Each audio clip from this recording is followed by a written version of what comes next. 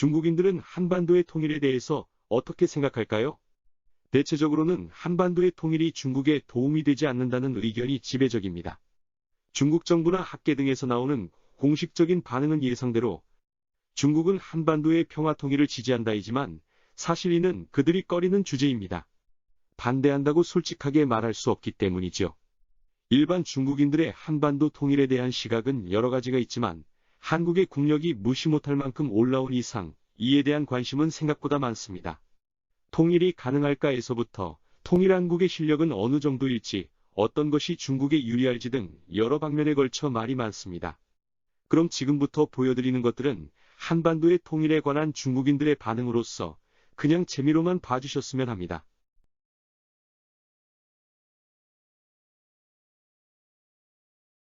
만약에 한국과 조선이 통일한다면 경제와 군사 모두 더 발전하게 되겠지. 인구는 8천만, 1인당 GDP는 4만 불 정도의 강대국이 탄생되는 거야. 종합국력은 영국과 프랑스를 앞질러서 중량급 국가가 되지. 그러면 중국과 접경하는 또 하나의 세계 열강이 탄생하는 거야. 그 효과는 상상하기 힘들어.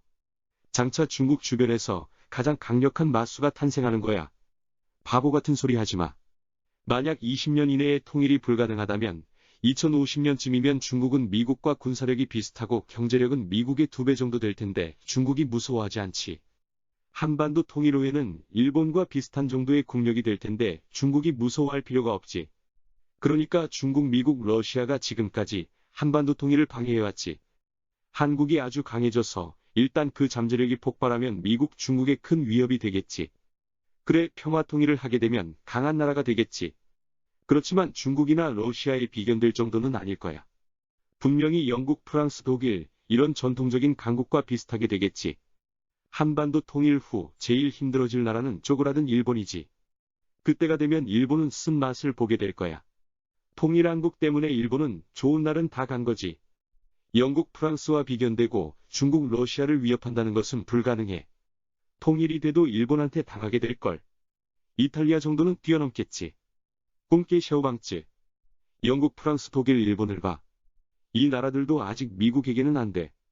그러니까 한국은 통일 후에도 큰 나라의 꼬붕밖에 안 돼. 이것은 통일 이전 몇천 년 전에도 이후 몇천 년 동안에도 한국의 운명이야. 사실 육자회담에서 각 나라 모두 현상 유지를 바라고 있을 뿐이잖아. 현상 유지가 중국에게는 절대로 제일 좋아.